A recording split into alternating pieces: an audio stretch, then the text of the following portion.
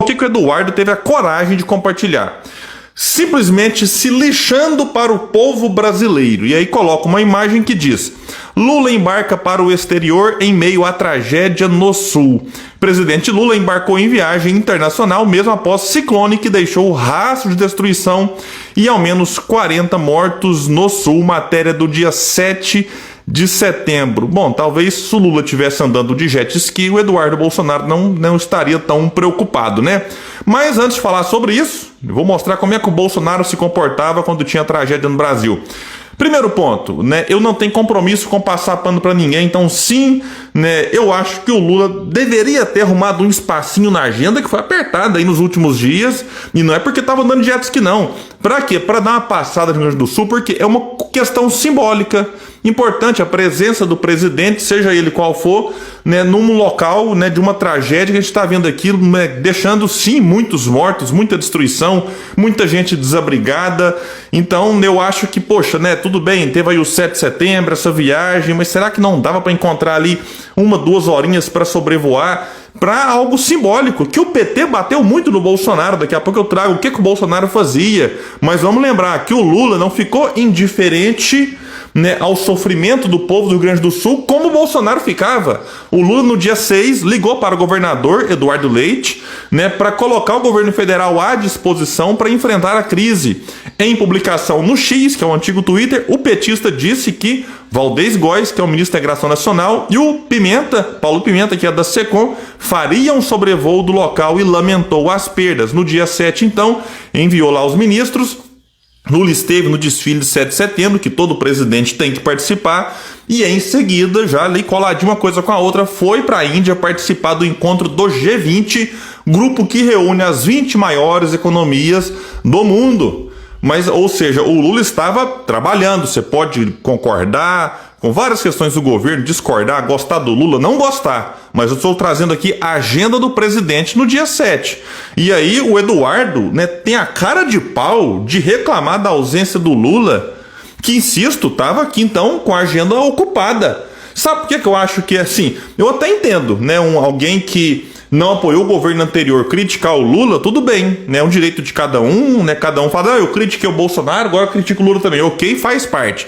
Mas alguém que passou pano pro governo Bolsonaro vir querer cobrar o Lula em relação a isso aqui, olha, é surreal o nível desse pessoal, porque vejam só a manchete do dia 28 de dezembro de 2021.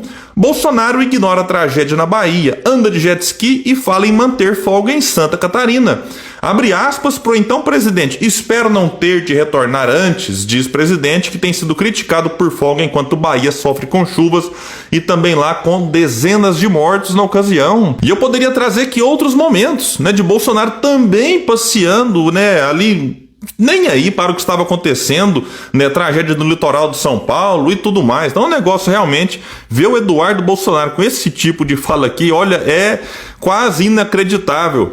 Agora, já que o Eduardo parece tão preocupado com o comportamento do presidente em relação ao sofrimento de outras pessoas, vamos lembrá-lo aqui de que enquanto milhares de brasileiros, sem falar no resto do mundo, né, morriam todos os dias no Brasil, sim, nós tínhamos dias de morrer 3 mil, 4 mil pessoas aqui no Brasil durante a pandemia, pessoas que morriam sem ar, afogadas no seco, algumas esperando atendimento que não tinha, né, com hospitais superlotados. O que o Bolsonaro fazia? Zombava e curtia a vida numa boa, também andando de jet ski. Vamos pegar aqui algumas falas dele. Chamou de gripezinha, mesmo quando muitos países já contavam seus mortos aí, e o vírus chegando no Brasil, em vez dele se preparar, de fazer o que tinha que ser feito, ficou negando a ciência não apenas no começo, mas até o fim da pandemia. No dia 10 de novembro, lá de 2020, já estava aqui com 162.829 mortos, né, se encaminhando rapidamente para 200 mil pessoas mortas no Brasil.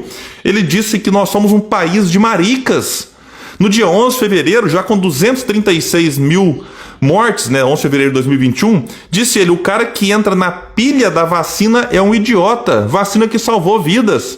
No dia 4 de março, já com 260 mil mortos, vai comprar vacina só se for na casa da sua mãe. Sabe onde ele disse isso? Na minha cidade, Uberlândia. No mesmo dia, em outro evento, disse, chega de frescura e mimimi.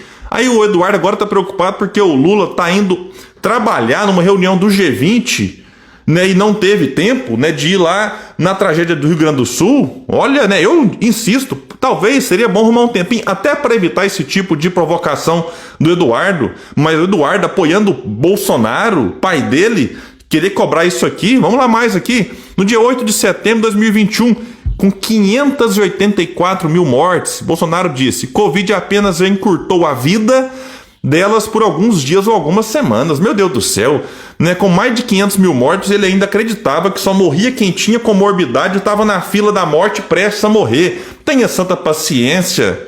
Né? E eu poderia trazer aqui mais 10, 20 falas do presidente da República no meio de uma tragédia que foi a pandemia. E teve aquela famosa, eu não sou coveiro.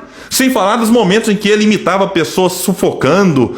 Olha, é inacreditável ver a cara de pau do Eduardo Bolsonaro com esse tipo de provocação, sem falar nas mentiras que Bolsonaro espalhou sobre vacina, tratamento ineficaz, o péssimo exemplo que deu enquanto presidente. Mas o Eduardo está aqui preocupado porque o Lula foi viajar para uma reunião do G20 e não conseguiu ir pessoalmente lá no Rio Grande do Sul.